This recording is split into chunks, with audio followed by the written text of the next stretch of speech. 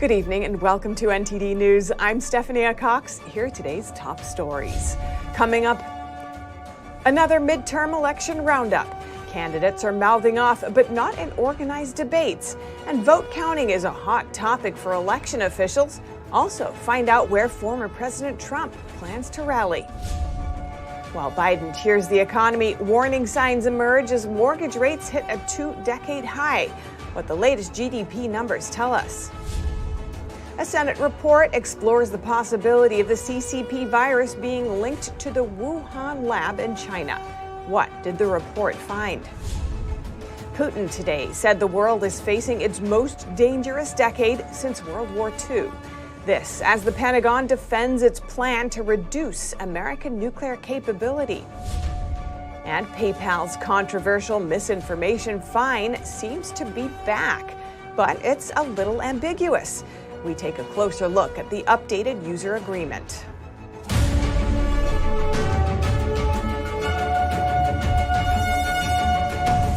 The midterms are just 12 days away. In Arizona, a suspect was arrested in connection with the burglary of Democratic gubernatorial candidate Katie Hobbs' campaign headquarters. NTD's Arlene Richards has the details on this and other election updates.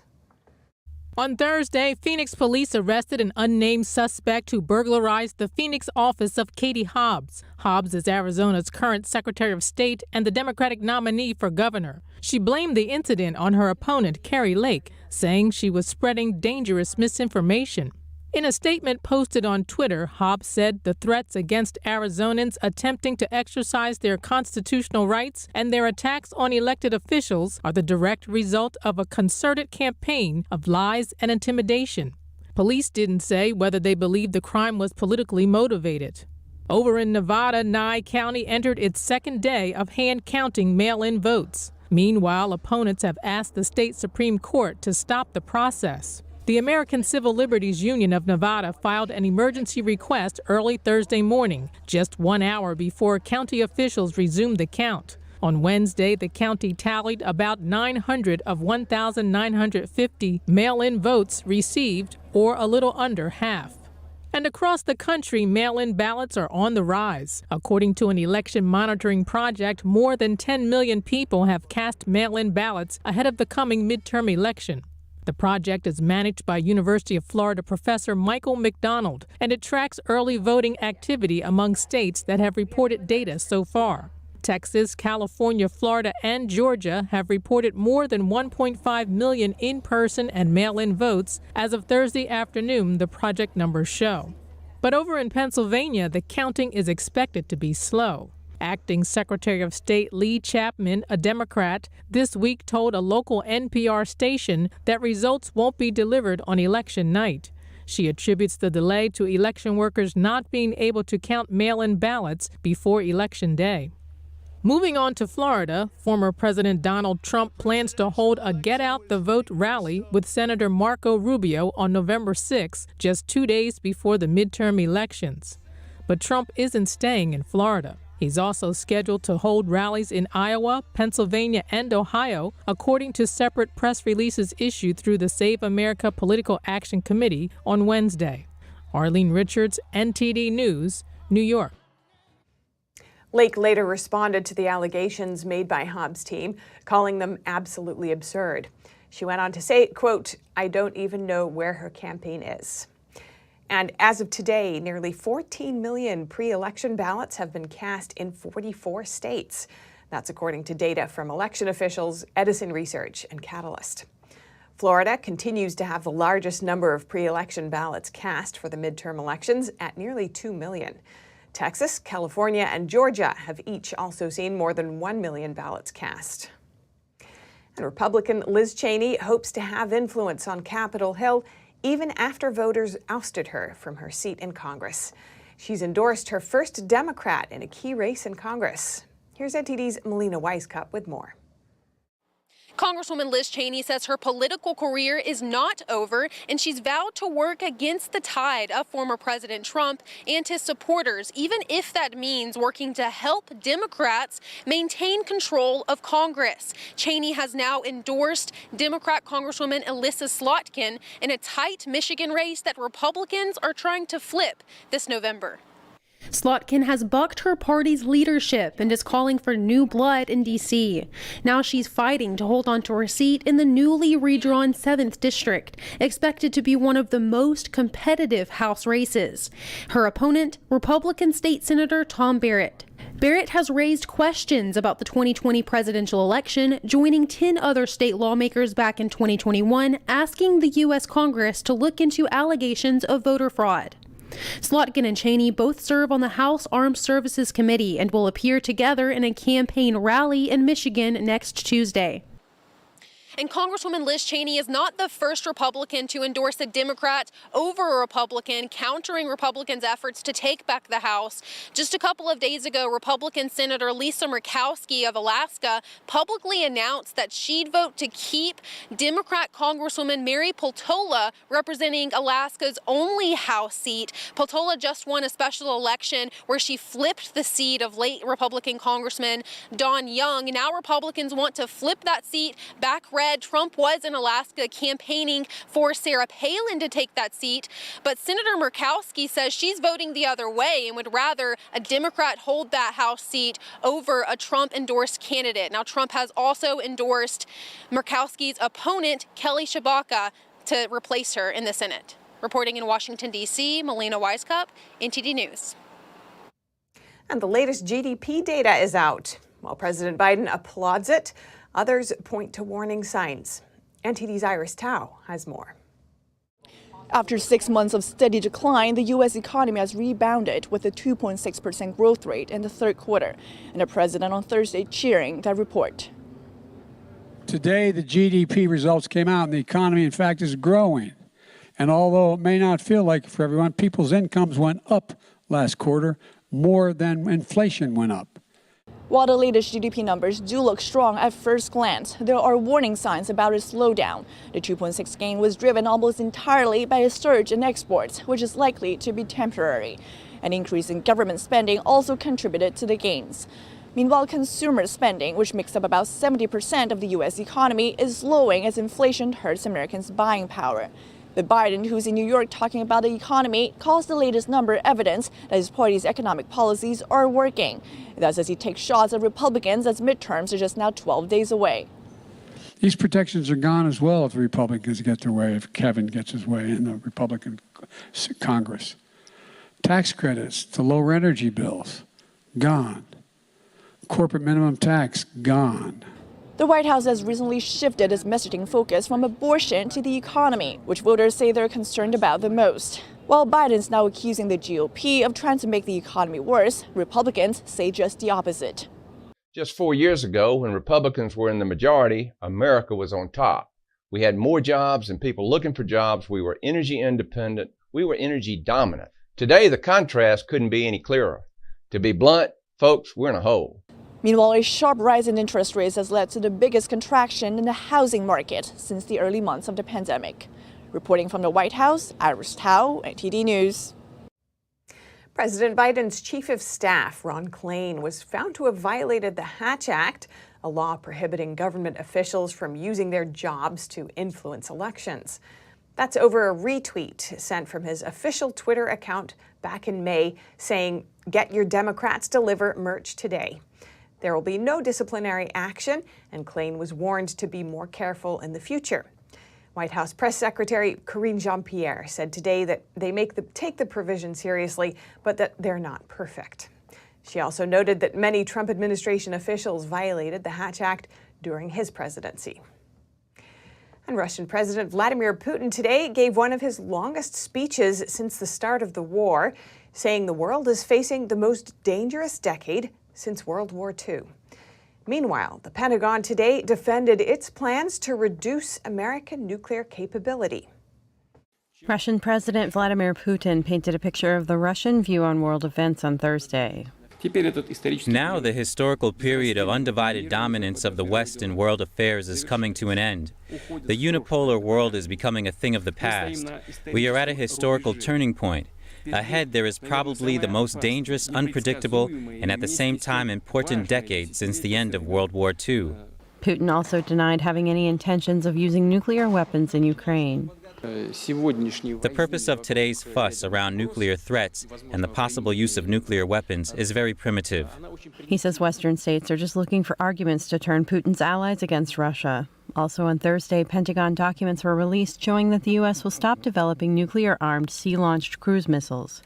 Senior military officials publicly recommend keeping it, but Defense Secretary Lloyd Austin says, "We have a lot of capability in our nuclear inventory, and I don't think this sends any message to Putin."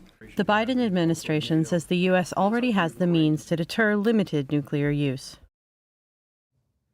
And the Senate released a new report today on the origins of the CCP virus. It says there's considerable evidence pointing to the Wuhan Institute of Virology in China.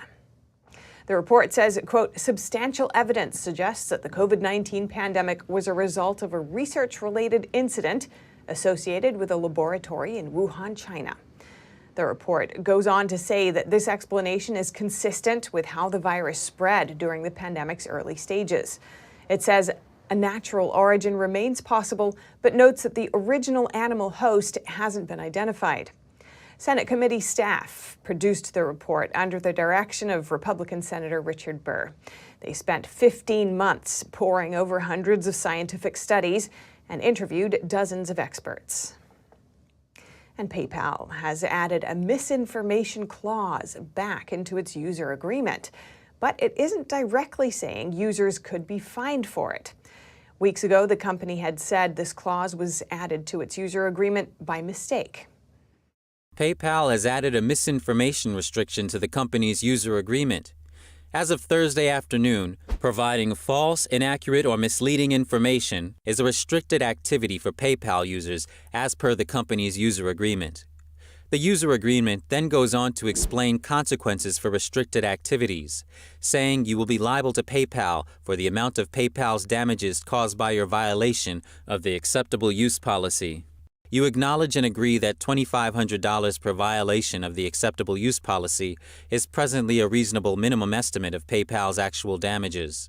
This has led many to speculate that the controversial misinformation fine is back, although the policy isn't clear because the misinformation clause was only added to restricted activities, but not to the acceptable use policy, which is to what the $2,500 fine applies to. In a statement to NTD, a spokesperson for PayPal said only users who violate the acceptable use policy may be fined. Earlier this month, PayPal removed the misinformation part from its users agreement.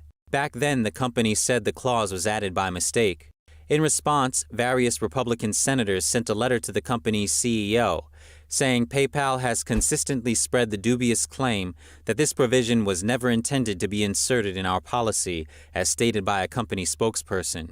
If accurate, this statement indicates an astonishing lack of internal oversight at PayPal.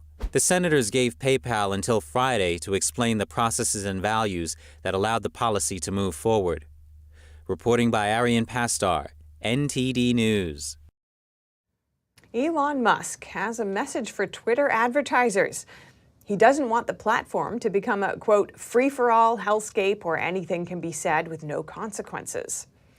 Ads are Twitter's main source of revenue. Advertisers worry that Musk and his promotion of free speech might stop moderating content altogether. But Musk today said he wants Twitter to be a place for healthy debate and no violence where everyone is welcome. Musk and Twitter have until tomorrow to close the deal. The world's richest man changed his Twitter profile to Chief Twit yesterday, suggesting they'll make the deadline.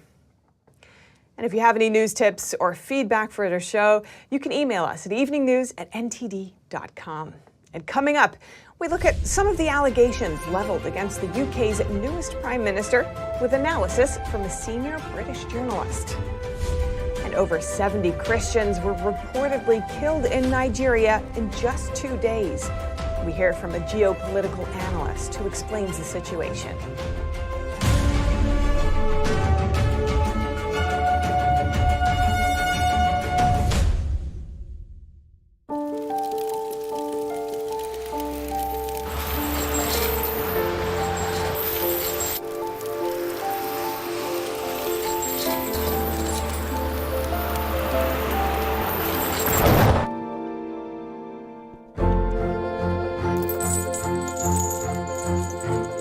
Did you know dragging chains can spark a wildfire? Only you can prevent wildfires. Navigating a world of economic madness, you need to have the right guide.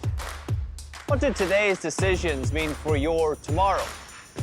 We ask why. What's the alternative?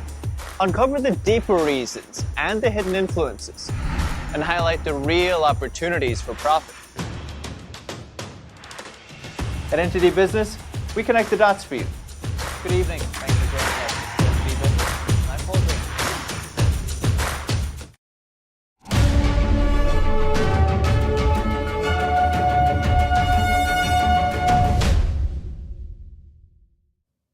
Turning to Britain, where the UK's newest Prime Minister, Rishi Sunak, faces calls for a general election from the opposition Labour Party, as well as growing concerns from some on the right over his conservative credentials. Earlier today, I spoke with Toby Young, General Secretary of the Free Speech Union and Editor-in-Chief of the Daily Skeptic, about some of the allegations leveled at the UK's third leader in 2 months and what they could mean for the countries that Biden this week said is still America's closest ally. Toby Young, welcome to our show. Thanks for joining us. There's skepticism among some on the right about whether Rishi Sunak's policies are truly conservative, along with concerns about his financial, familial, and political ties. Earlier this week, Brexit Party leader Nigel Farage called Sunak a globalist. What's your take on it? Well, I think there have always been different ideological strands within the Conservative Party. And in particular, there's always been this conflict between the more liberal, libertarian strand and the more paternalistic strand. I think Rishi Sunak seems to be on one side of that divide. So he's very different from Boris Johnson. He seems to be less socially conservative and more economically liberal than Boris.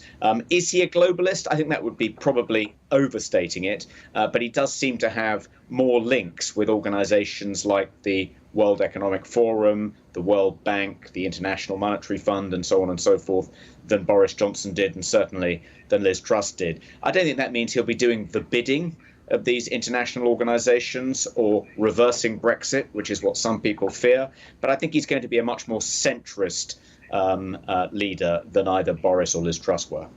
Sunak last year promoted central bank digital currencies.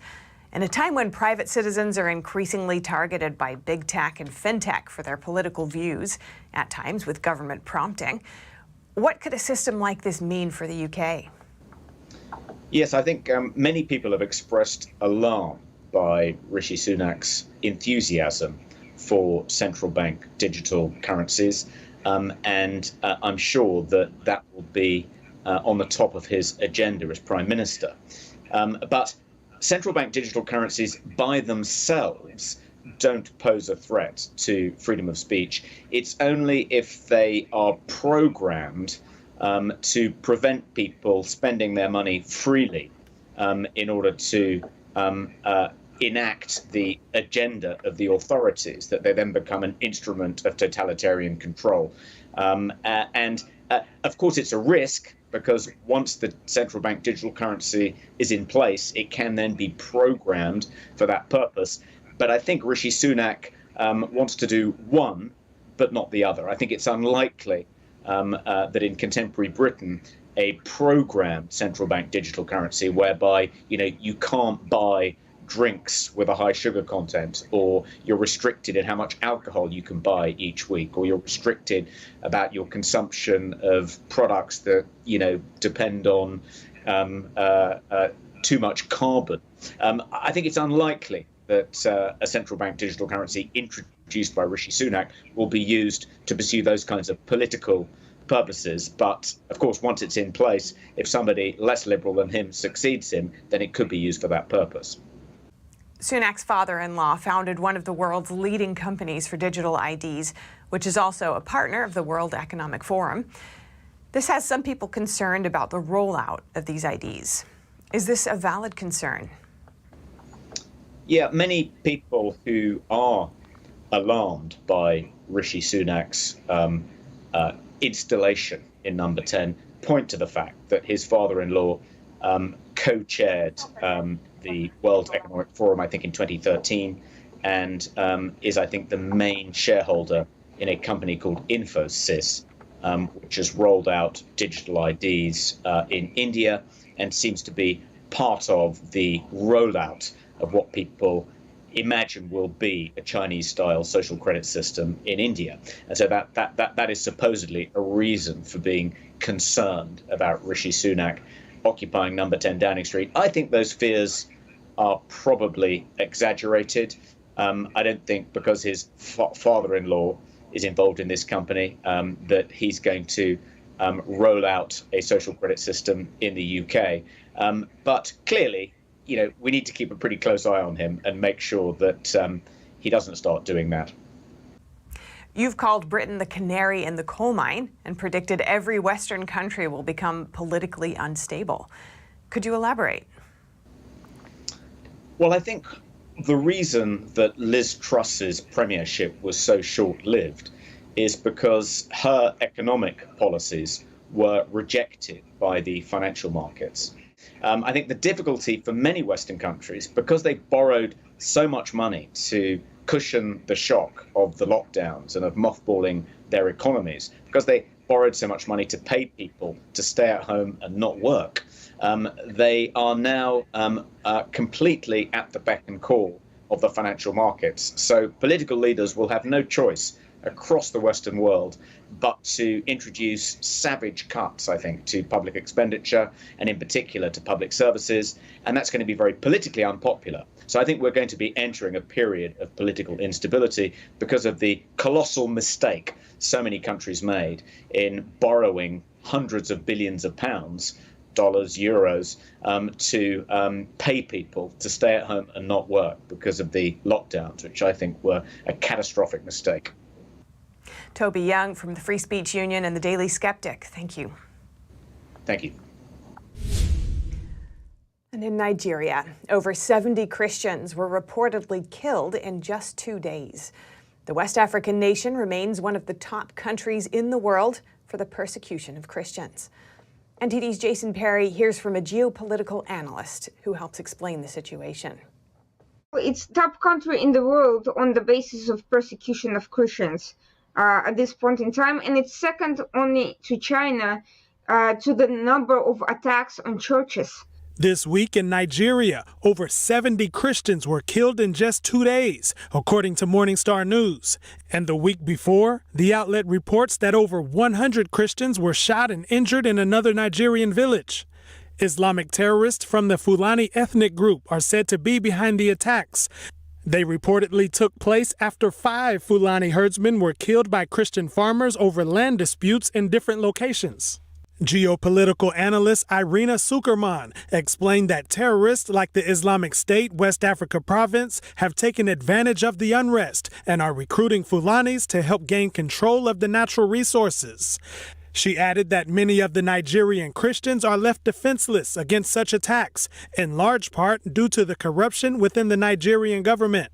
On the one hand, they have trouble actually responding to these attacks. On the other hand, they're poorly trained. They're not. They don't employ good policing or other law enforcement tactics. They're accused of abuses and civilian abuses a lot of the times. You basically have a great deal of chaos and anarchy and essentially ungovernable portions of the population. And that between that and government corruption, it's just very difficult to live, especially if you're a Christian. Sukerman explained that the Nigerian government has been hesitant to provide firearms to the Christians. I don't think at the very top they're in support of this policy. In some of the officials may feel threatened. They may be afraid that the Christians will join the separatists and turn on the government, which has happened. She said arming the Christians would hopefully save lives, but it would not stop the fundamental problem of terrorist recruitment.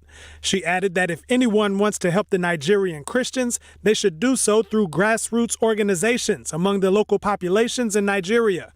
Jason Perry, NTD News. And now over to sports news. Here's NTD's Dave Martin with today's top stories. Forbes magazine today released their annual valuations of the NBA franchises, and the Golden State Warriors, at an estimated worth of $7 billion, topped the list for the first time ever. Now, if you've been following Forbes, they've done this for more than 2 decades, and this is the first time a team other than the Lakers or the Knicks held the top spot.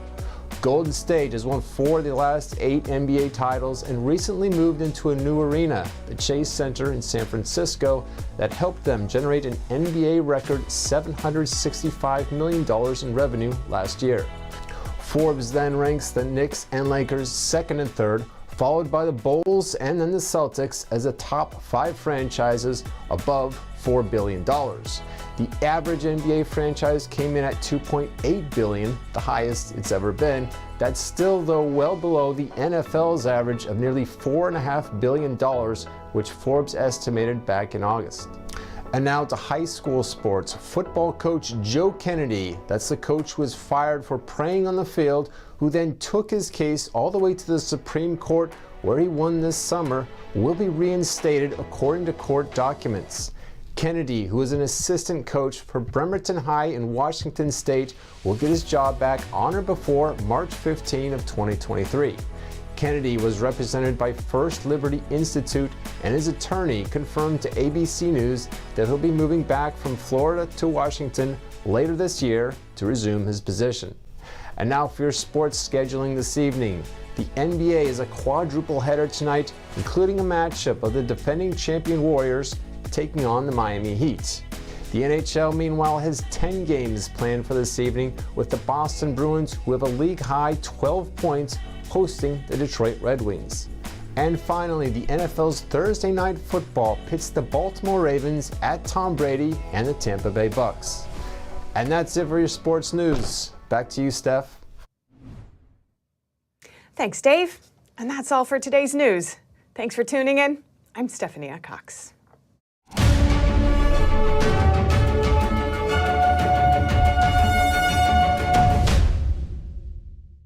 Thanks for watching us on YouTube. Did you know YouTube only keeps selective videos on its platform? So if you want to make sure you get the full picture, just subscribe to our newsletter. Go to newsletter.ntd.com and sign up. It's free.